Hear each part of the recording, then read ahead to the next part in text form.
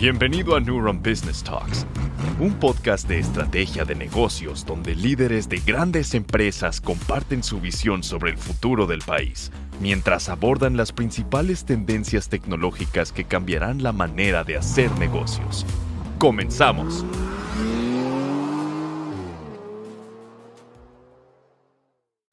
Este podcast es presentado por Coin SRC, abogados laborales, con más de 30 años de experiencia resolviendo conflictos con iniciativa privada, empresas paraestatales, contratos colectivos, seguridad social, derecho individual y colectivos. Contáctalos en coinsrcabogados.com. Camilo Kechner, muchas gracias por el espacio, por estar en esta conversación con nosotros. CEO de Angel Ventures, ¿qué tal, Camilo? ¿Cómo estás? Bienvenido. ¿Qué tal, Frank? ¿Cómo estás? Muchísimas gracias.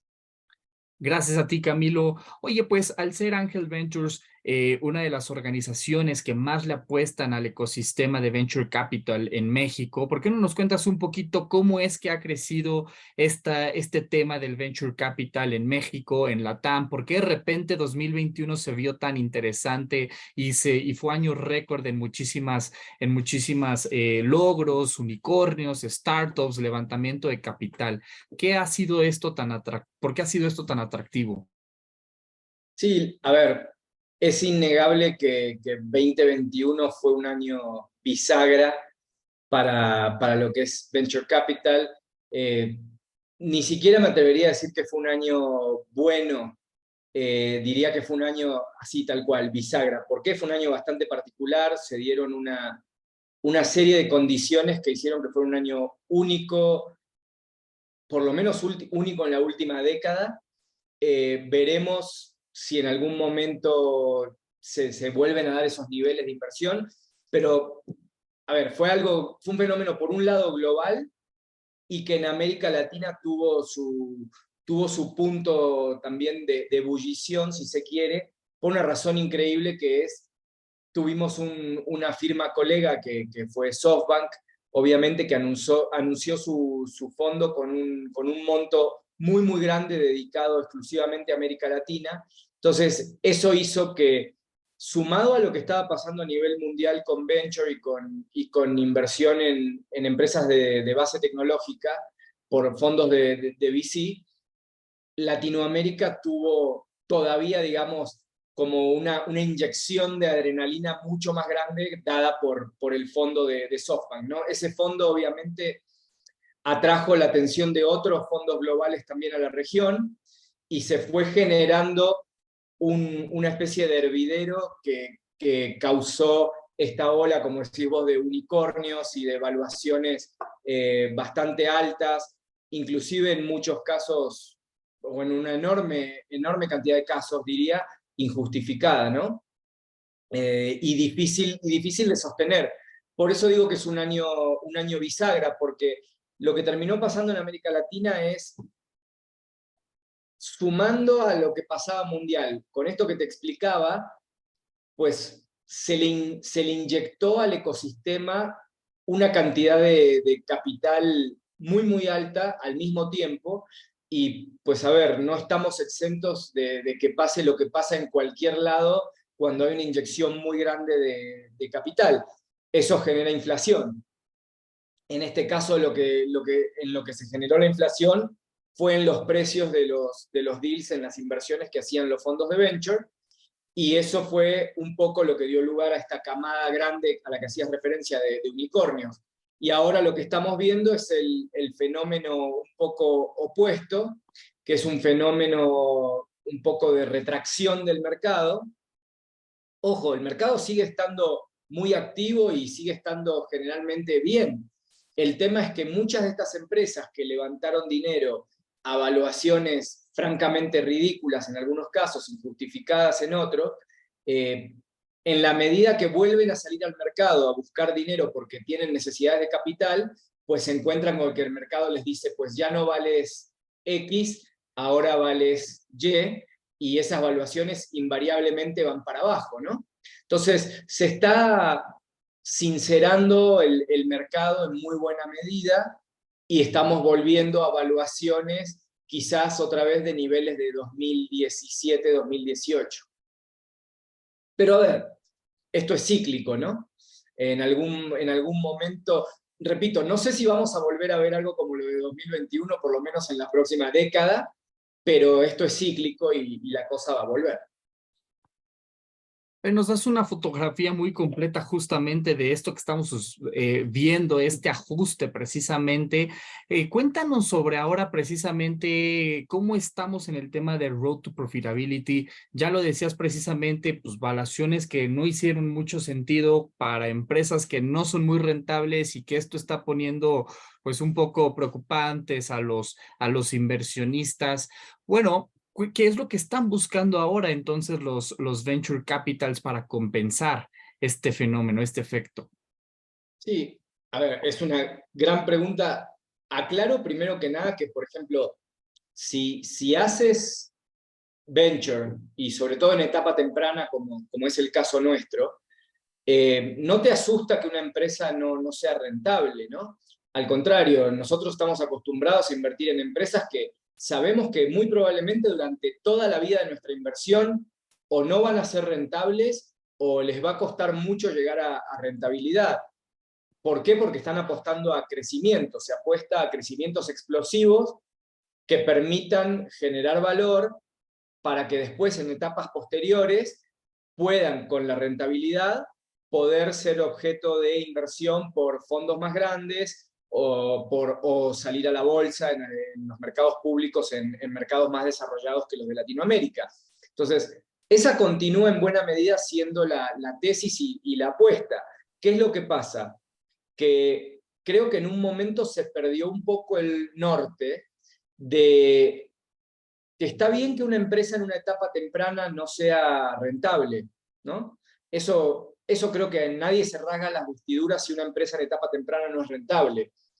Pero sí empezó a pasar mucho que veíamos empresas que no solo no eran rentables, sino que se veía que en sus números, en su modelo de negocio, era imposible que alcanzaran alguna vez la rentabilidad, ¿sí? Lo que en la industria se llama unit economics, tenían unit economics que no hacían sentido. Recibieron inversión muchas empresas que tenían unit economics francamente ridículos, que hacían que no hubiera ni siquiera una luz de que en algún momento pudieran llegar a ser rentables. Y a esas empresas es a las que los mercados públicos castigaron durísimamente, ¿no? Entonces, si vos ves empresas que salieron públicas, ojo, no solo latinoamericanas, a nivel global, en los últimos 2 años, los mercados públicos las castigaron muy duramente si no tenían fundamentals que hicieran pensar que en algún momento iban a ser compañías rentables. A ver, al final del día, compañías para el mundo real, ¿no? O sea, vos no podés pensar que una compañía que tiene ventas de billones de dólares no pueda llegar en algún momento a ser rentable. Y a esas compañías los mercados públicos las castigaron muy duramente. Entonces, se volvió un poco a evaluar cosas como que son siempre lógicas, ¿no? Que es EBITDA, un camino hacia la rentabilidad. Creo que eso es lo que buscamos. Vos me preguntabas qué es lo que buscamos, y nosotros puntualmente lo que buscamos son compañías que sean de base tecnológica, innovadoras, que hagan algo, que tengan una solución distinta a lo que existe en el mercado, o que podamos pensar que ese equipo puede ejecutar una solución distinta a lo que existe en el mercado, y no es tanta relevancia que sean rentables. Obviamente, si una compañía es rentable, tiene una ventaja espectacular por sobre su competencia y por sobre el resto, sobre todo, repito, en una etapa temprana. Pero sí que podamos pensar que en algún momento, y con el capital que se le invierte en una ronda significativa de inversión, puedan llegar a ser rentables, que creo que es un poquito distinto, ¿no? Y sí, no es ningún secreto que hoy por hoy el mercado está apostando más a que las compañías sobrevivan esta coyuntura, porque está difícil levantar dinero. Hay dinero dando vueltas todavía, y las buenas compañías y los buenos emprendedores siempre van a seguir levantando dinero, pero está más difícil de conseguir el capital que hace 2 años. Esto no es ningún secreto. Y entonces, las tasas de crecimiento de esas compañías en etapa temprana hoy son más bajas y son más lentas. Digamos que no es una aceleración al infinito, sino una aceleración más medida y con un nivel de inversión y de costos controlada, que creo que es bastante diferente. Oye, Camilo, y en una época en donde hay más proyectos buscando dinero que dinero buscando proyectos, ¿cómo le puede hacer entonces el emprendedor, la startup, uno para primero entender en qué stage estoy, luego para entender qué tipo de capital es el que necesito? ¿Necesito acercarme a un venture capital? ¿Cómo sé si ya es el momento? ¿O cómo sé que no, lo que único que necesito es un préstamo, es un crédito? Es decir, ¿qué debe de entender justamente el emprendedor al momento de iniciar o de estar haciendo estos levantamientos de capital? Pues, a ver, hay varias cosas en esa pregunta. Una es, creo que por la situación del mercado, una de las primeras cosas que hay que entender es que las valuaciones pues ya no son las de hace un par de años. Entonces, ¿qué trae aparejado ese tema de las valuaciones que están más aterrizadas, ¿no? Más basadas en la realidad? Pues eso trae que obviamente el capital en etapa temprana vuelve a ser capital un poco costoso para los emprendedores. Entonces, lo primero que hay que entender es realmente cuánto dinero necesitan levantar. Esto es importante por muchas cosas. Ojo, y es importante de ambos lados, para el emprendedor y para los inversionistas. ¿Por qué? Porque nosotros también, una de las consideraciones principales a la hora de hacer una inversión es, nosotros, por ejemplo, no buscamos controlar la compañía, no buscamos ni hacer micromanagement, estamos invirtiendo en el equipo. Entonces, una de las consideraciones fundamentales para nosotros es que el equipo esté motivado. Y si el equipo cede en una etapa muy temprana y a una evaluación relativamente accesible, cede un porcentaje muy grande de la compañía, no van a estar quizás tan motivados hacia adelante. Entonces, esa es una consideración fundamental para nosotros como inversionistas, pero tiene que ser también una consideración absolutamente fundamental para el emprendedor, ¿sí? Buscar ese balance entre estar lo suficientemente bien fondeado para poder ejecutar el plan sin tener que estar pasando penurias cada mes, y al mismo tiempo no sobrefondearse a valuaciones bajas que lo dejen desmotivado en rondas de capital subsiguientes que seguramente va a necesitar, porque la mayoría de las compañías necesitan levantar por lo menos 5 rondas, que son significativas, cada una en su etapa y en su momento, para llegar a ser exitosas, ¿no? Por lo general, las compañías que vemos que salen públicas lo hacen en series D, series E, alguna que otra en una serie C, pero son muy pocas, ¿no? Y son muy pocas las compañías que levantan 1 o 2 rondas chicas y llegan a tener una buena tasa de crecimiento y llegan a rentabilidad. Entonces, hay que saber medirse, no levantar dinero solamente porque te lo están ofreciendo, ver de quién levantan el dinero también, porque no es lo mismo, no todos los socios que puedan tener son iguales. Hay socios que les gusta controlar, hay socios que les gusta hacer micromanagement. Entonces, entender de quién están levantando el dinero es fundamental, y cuánto es lo que de verdad necesitan levantar es fundamental. Y también te agregaría, por último, una cosa más, que es realmente tener un plan para ese dinero muy claro, muy concreto, y tener un plan B por si las cosas no se ajustan. Una estadística que siempre me gusta repetirle a los emprendedores es, nosotros en los 14 años que llevamos invirtiendo, las empresas en promedio le pegan al 49% de su plan inicial de desarrollo y de crecimiento. Entonces, ¿a qué me refiero con esto? Que si dicen que van a llegar en el año 5 a 100, se quedan en 49. Entonces, planear para lo mejor, pero estar preparados también para un plan de contingencia es siempre algo muy, muy importante. Oye, ¿y dónde queda la parte de cuánto me diluyo? No sé si se has identificado que esto también generan bloqueos, hasta temas culturales, hasta temas de enamorarme de mi propio emprendimiento y como que ya perdí este porcentaje, que no lo estás perdiendo, pero tal vez a lo mejor hay quien sí lo ve así. ¿Cómo sé cuánto diluirme. Ya me hablabas de que existe en este camino de 5 levantamientos. ¿Cómo puedo llegar al quinto o al cuarto sin haberme diluido de más o de menos? Mira, me encantaría decirte que el emprendedor está en control de ese proceso, pero la realidad es que esto es una cuestión de oferta y demanda, lisa y llana, ¿no? Ni los fondos estamos en control del proceso, ni los emprendedores.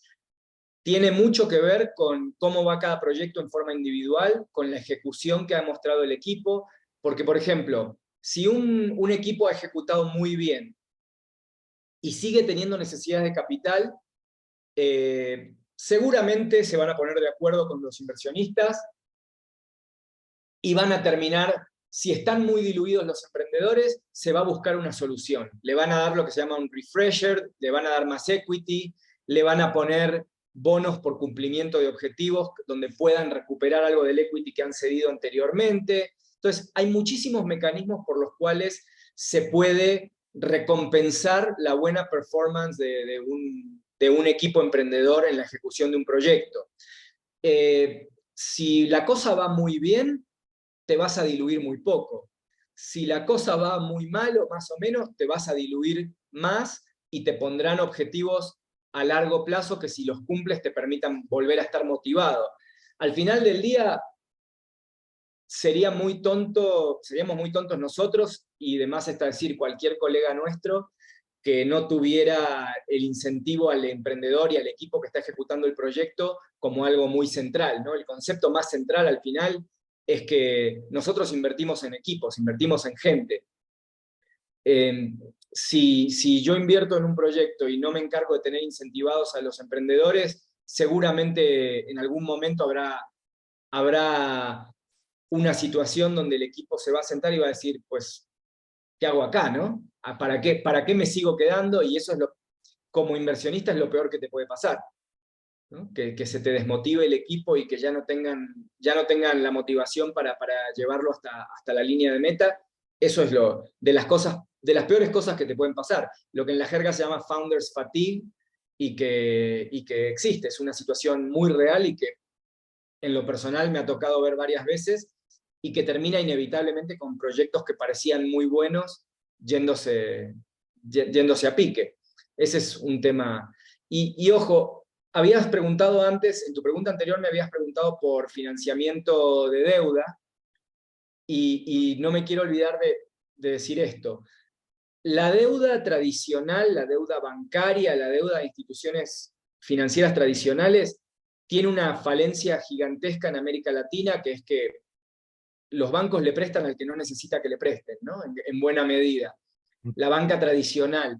Entonces, financiarse para startups en etapa temprana con capital institucional es muy, muy difícil y muy caro. Suelen ser tasas altísimas. Siempre, obviamente, sobre todo para empresas que son fintechs, que tienen a lo mejor modelos con rendimientos muy altos, el financiamiento no tradicional para startups, si lo pueden conseguir, suele ser una muy, muy buena avenida para conseguir financiamiento. Es difícil de obtener, las tasas suelen ser altas. O sea, por ejemplo, si la tasa del mercado está a 10, 12, lo que estamos viendo para startups es 16 a 20, a veces hasta más. Entonces, tienen que ser modelos que hagan girar la plata y que les permitan a las empresas pagar esas tasas que son un poco fuera de mercado habitualmente, pero si lo pueden conseguir, es una gran financiación, por lo menos al principio, porque les permite validar el modelo diluyéndose menos. Perdón por la regresión a la pregunta anterior, pero creo que era una parte importante de lo que me habías preguntado. Sí, sí, no, definitivamente muy valioso todo lo que nos has compartido hasta ahora, Camilo. Oye, y justamente ahora quisiera platicar de lo que pasa internamente en la empresa. Sabemos que no nada más en México, sino en todo el mundo, la tasa de mortandad de empresas, pues es bastante alta, ¿no? Y el ecosistema startup no es indiferente en este sentido. ¿Cómo le hacemos para evitar la muerte temprana de las startups? ¿Qué han visto ustedes? ¿Qué se tiene que hacer? ¿Qué se tiene que dejar hacer? ¿Qué le diríamos a estos emprendedores?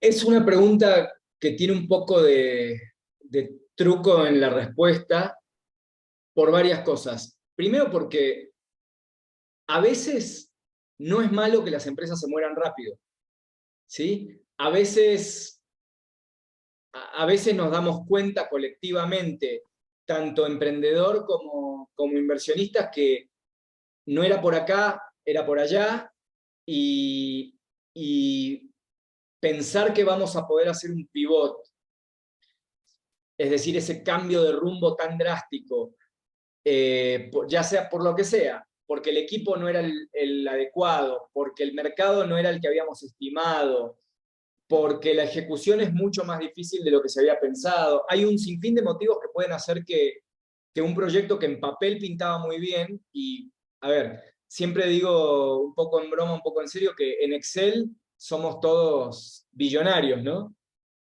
Pero la realidad a veces es muy dura, sobre todo con esos proyectos que en Excel estaban mal planteados. Entonces, a veces no tiene nada de malo que algo se muera rápido. A veces es bueno decir, nos equivocamos, y no vale la pena pasar los próximos 2, 3, 5 años de nuestra vida buscándole la quinta pata al gato. Saquemos esos proyectos de lado por un momento. Otros proyectos donde el equipo sí es el adecuado, el mercado existe, la necesidad está ahí, y el problema a lo mejor es que no estamos terminando de encontrar el product market fit.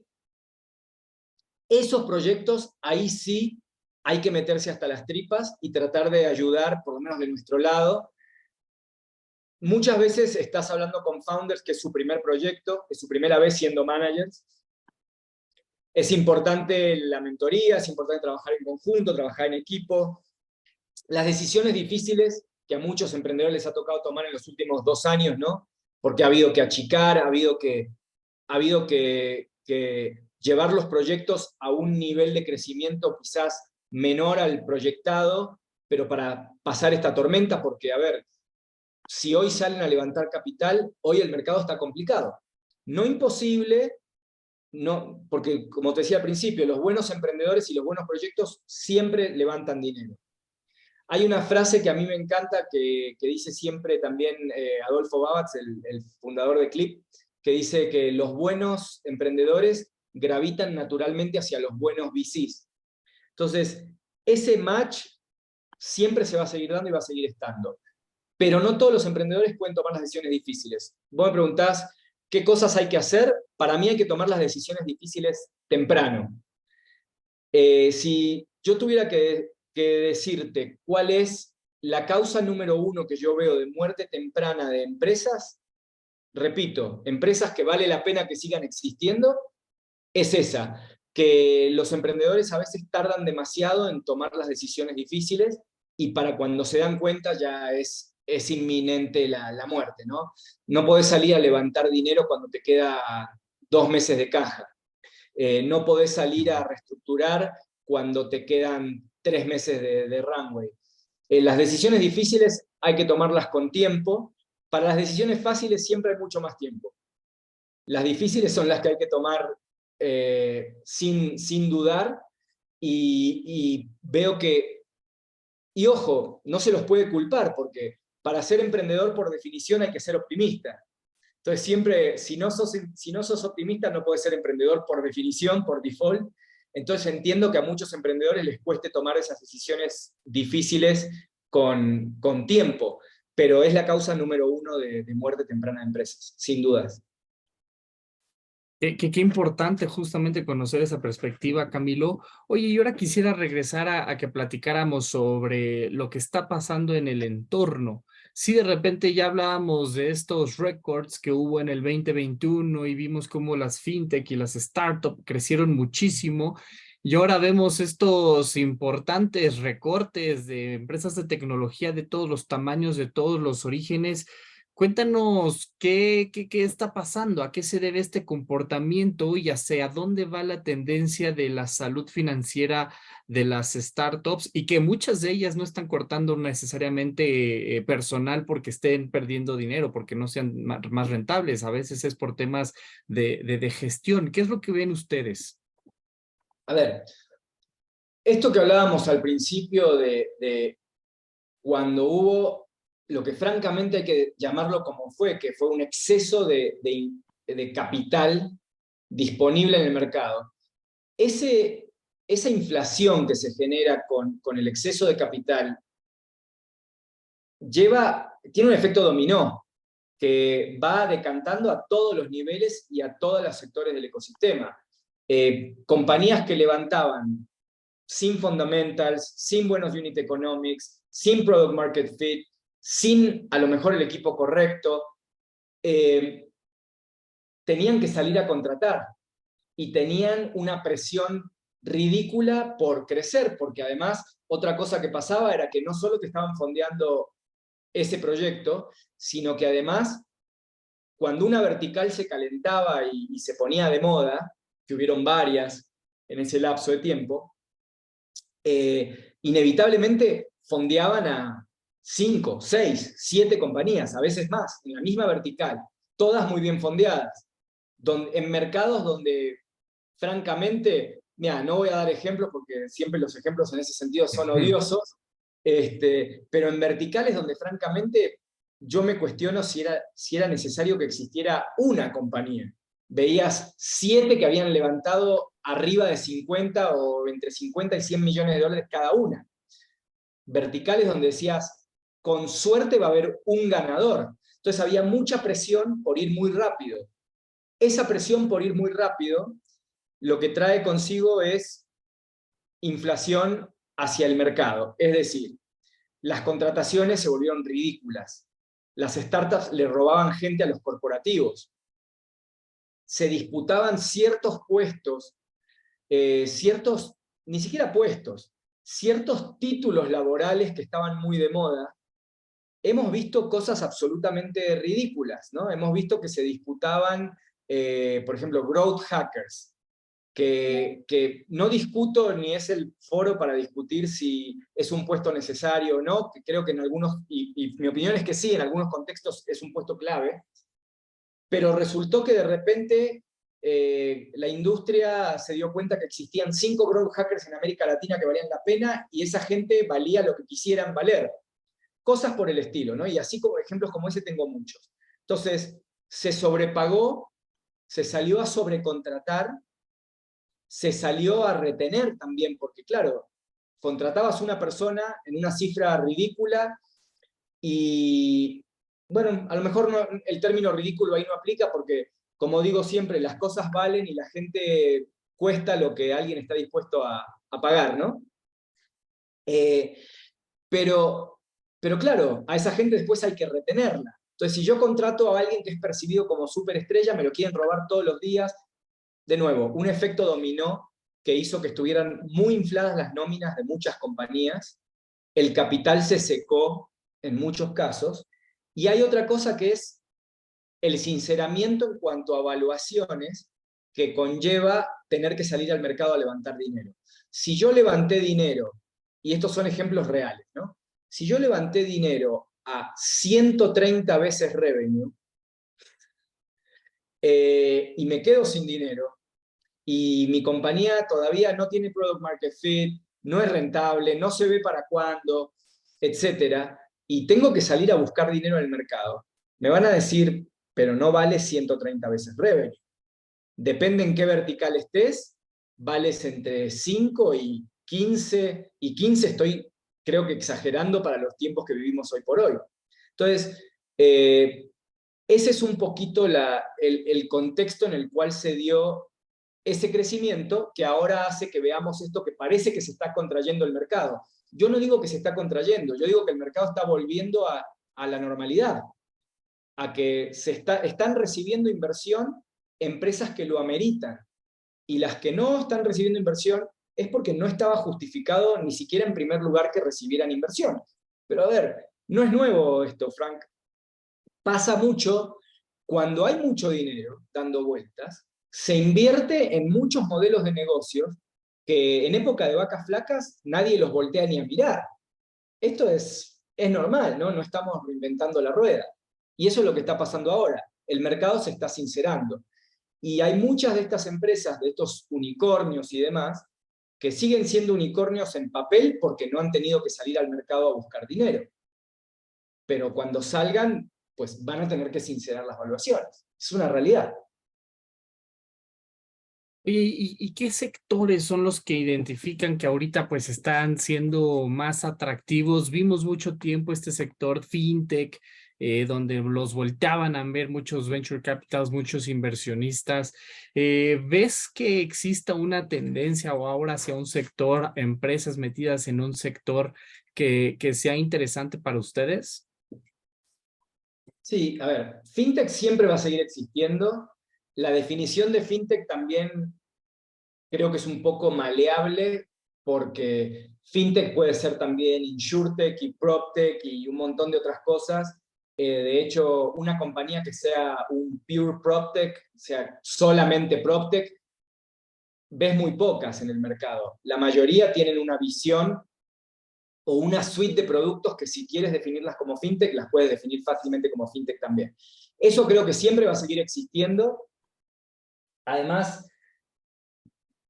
a ver, tenemos, y perdón por, como dicen ustedes en México, el pochismo, porque estoy mezclando algunas palabras en inglés, pero tenemos una población en América Latina que está teniendo movilidad económica positiva, ¿no? Lo que se llama en inglés upward mobility.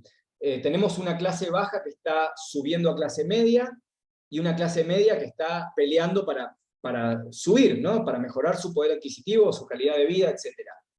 Y al mismo tiempo eso confluye con que tienes, no importa en qué país de América Latina estés parado, tenés entre el 30 y el 70% de toda la gente están absolutamente fuera del sistema financiero. Entonces, eso hace que fintech siempre sea una vertical súper atractiva, porque además, pues, somos 650 millones de personas en América Latina, entonces hay volumen, hay una necesidad y hay una población económicamente emergente. Entonces, esos tres factores confluyen para que fintech siempre sea la vertical.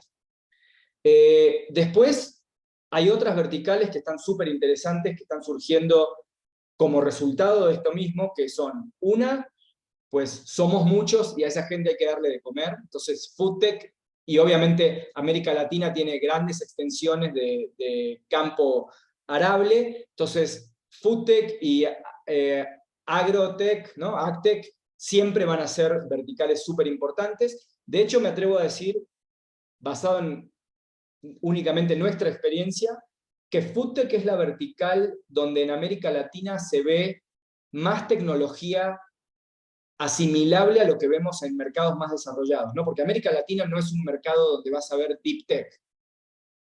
Si estás buscando las próximas innovaciones en inteligencia artificial o en robótica o en otro tipo de avances tecnológicos así asociados con hardware o con procesos a lo mejor bioquímicos, seguramente Latinoamérica no va a ser el lugar donde vas a buscar por definición. No quiere decir que no haya emprendedores muy buenos en esas áreas. Hay, pero no es, digamos que no es el core de lo que se está dando en América Latina. Te vas a ir a Israel, te vas a ir a Asia, te vas a ir a Silicon Valley. Pero en foodtech sí vemos una excepción surgida de nuevo por los factores que te decía. Y luego, a ver, de ahí surgen todas las demás verticales. Sin embargo, si te tuviera que decir qué es lo que yo creo que va a volver a traer el auge de VC en los próximos años, son las dos palabritas mágicas que todo el mundo está usando ahora, que son inteligencia artificial, obviamente. Es lo que nos va a volver a poner en el mapa, creo, a nivel global como industria, o que ya nos está poniendo en el mapa, porque obviamente los mercados ven a VC como el canal adecuado para el proceso de descubrimiento de las nuevas tendencias en inteligencia artificial, y es correcto. O sea, históricamente, Venture ha sido el canal de descubrimiento de nuevas tecnologías a nivel global. Eso no va a cambiar, y la inteligencia artificial obviamente ahora está en boca de todos. Y hay un segundo término que creo que aplica sobre todo a México, y es fundamental, y es donde nosotros nos vamos a enfocar mucho en los próximos años, que es todo lo que tiene que ver con nearshoring, ¿no? Lo que está pasando, hay una situación muy concreta que se está dando, que es el estado de las relaciones entre China y Estados Unidos, sumado a que China hace ya casi 3 años que pasó a México en el costo por hora de manufactura, o sea, China es más caro que México, sumado a que México está en la misma franja horaria que Estados Unidos, nos unen miles de kilómetros de frontera, entonces es más fácil transportar, es más fácil monitorear procesos, es más fácil implementar procesos. La barrera idiomática, si bien existe, es mucho más zanjable entre México y Estados Unidos que con China y con la India también, en menor medida. Entonces, eso hace que a México, y esto está ya comprobado por factores que están sucediendo, ¿no? Por los próximos 7 años no hay naves industriales disponibles para rentar en México. Eso te habla de que el mercado va a estar y está saturado, y la estimación de los economistas es que a México le esperan 15 años de crecimiento ininterrumpido en su relación y en la balanza comercial específicamente con los Estados Unidos. Entonces, nearshoring y todos los procesos asociados a nearshoring, nosotros estamos convencidos que va a ser donde va a estar la cosa para venture en América Latina en los próximos años. Ojo, hago una aclaración. Nosotros no creemos que venture vaya a jugar un rol preponderante en temas de manufactura per se. Ciertamente no vamos a jugar ningún papel en temas de bienes raíces industriales, pero donde sí vamos a jugar un rol absolutamente clave es en fondear a los próximos ganadores en todos los procesos que van a hacer falta para la implementación del nearshoring, ¿no? Contratación y evaluación remota de personal, traslado de personal, routing para traslado de bienes, de personas y de equipos, housing temporal para fuerzas laborales, capacitación de empleados, y vete si quieres a lo más low-tech del mundo, call centers, donde hay mucha tecnología, financiamiento para empresas que tengan que ver, para pymes que quieran entrar en temas de nearshoring. Va a haber un sinfín de verticales que van a ser absolutamente importantes en nearshoring, donde venture va a jugar un rol muy importante.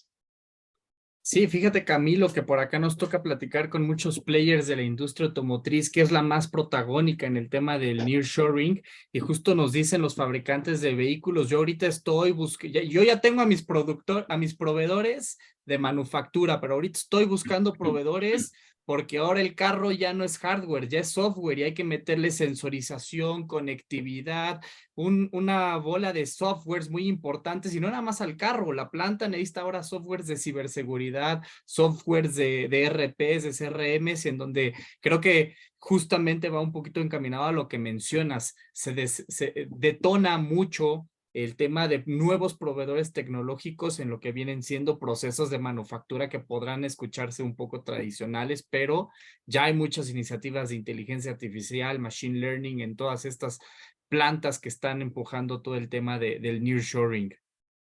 Sí, absolutamente. Y ahí sí las startups tienen un rol clave para jugar. Oye, pues qué importante todo lo que nos mencionas, Camilo. Ya un poquito para ir terminando, pues quisiera justamente escuchar tu visión de qué es lo que están ahora viendo ustedes internamente en Angel Ventures. ¿Cuáles van a ser sus planes? ¿Hacia dónde quieren ir caminando? ¿Cuáles van a ser precisamente estas iniciativas que vamos a estar viendo de su lado? Pues, a ver, nosotros acabamos de cumplir 14 años de existencia hace un par de semanas, 11 ya manejando fondos de inversión exclusivamente. Estamos en este momento levantando un tercer fondo que va a estar enfocado, que amplía la tesis de los 2 fondos anteriores. Nuestro primer fondo fue muy enfocado en México. Nuestro segundo fondo fue Alianza del Pacífico, México, Colombia, Chile, Perú. Y este tercer fondo es un fondo con una visión pan-latinoamericana, ¿sí? Incluyendo por primera vez Brasil en la tesis, siempre invirtiendo en empresas que tengan como foco detonar en México, ¿no? ¿Por qué? Porque pues al final somos una firma mexicana y acá es donde sentimos que agregamos más valor. Y sumándole algo súper importante que creemos que nos va a ayudar a hacer este puente para el nearshoring. Acabamos de abrir una oficina en Austin, Texas, para invertir también en emprendedores hispanos que estén resolviendo problemas de la población hispana en Estados Unidos o de la población latina al sur de la frontera, pero con impronta latinoamericana, y que creemos que van a jugar un rol fundamental en el tema de nearshoring. Entonces, eso es lo que imaginamos para nuestros próximos 3-4 años. Es un fondo de $120 millones que ya estamos levantando, ya tenemos varios commitments y pensamos hacer un primer cierre de aquí a fin de año y empezar a invertir. La verdad es que por todo lo que hablábamos antes, estamos convencidos que este contexto actual de mercado es mucho más parecido al contexto en el cual hicimos las inversiones de nuestros fondos 1 y 2, que fueron en 2013 y 2018, que al contexto de 2021 del que hablamos bastante, ¿no? Nosotros como managers siempre hemos sido un manager preocupado porque las empresas en las que invertimos tengan buenos fundamentals, es decir, que hagan sentido, ¿no? Básicamente, que sean inversiones que hagan sentido y que pasen procesos de due diligence muy exhaustivos, muy extensos, y creemos que el mercado actual se presta más para ese tipo de toma de decisiones, que son las decisiones que nosotros sabemos tomar.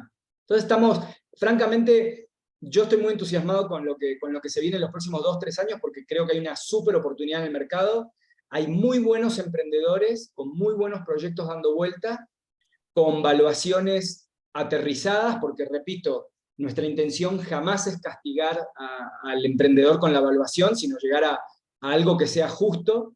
Al final nosotros, como todo inversionista institucional, entramos para salir, ¿no? Entonces tenemos que poner puntos de entrada que nos permitan pensar que vamos a poder salir en términos razonables, que los emprendedores estén motivados y que le demos una chance a las empresas de cumplir con sus objetivos. Entonces, este es un buen contexto. Además, hay pocos fondos que están con capacidad operativa, hay plata en el mercado, pero mucha menos que en 2021, y la plata que se está invirtiendo, se está invirtiendo con muchísima más cautela que la de 2021. Y eso es bueno. Al final de cuentas, fue entretenido vivirlo de 2021 desde adentro, pero también no dejó de ser un poco angustiante, porque se generó un contexto totalmente artificial, donde pues no era un mercado realista, y los mercados que son irrealistas, todos los mercados siempre tienen ganadores y perdedores, pero cuando un mercado está fuera totalmente de toda realidad y de todos los parámetros, son muchísimo más los perdedores que los ganadores, ¿no? Entonces, muy entusiasmado con los próximos 3 años, muy entusiasmado con lo que se viene, y convencido que es una súper oportunidad de hacer buenas inversiones bien fundamentadas y armar un muy buen portafolio. Listo, Camilo. Oye, pues qué importante visión la que nos compartes. En lo personal, he disfrutado mucho de la conversación, aprendí muchísimo. Te agradezco mucho por el espacio y por toda este conocimiento tan importante que nos compartes. No, al contrario, Frank, de verdad, muchas gracias a vos, gracias por las preguntas, por la oportunidad, y cualquier cosa quedo a la orden para seguimiento o aclaraciones. Gracias por acompañarnos a un episodio más de Neuron Business Talks. Sigue la conversación en vivo en nuestros foros de negocios del sector automotriz, minero, energético, tecnología y petróleo. También te invitamos a seguirnos en nuestra página neuronbusinessgroup.com, nuestras redes sociales, y suscríbete a nuestro newsletter, donde recibirás información de primera mano sobre nuestras entrevistas y eventos exclusivos de la comunidad de Neuron Business Media.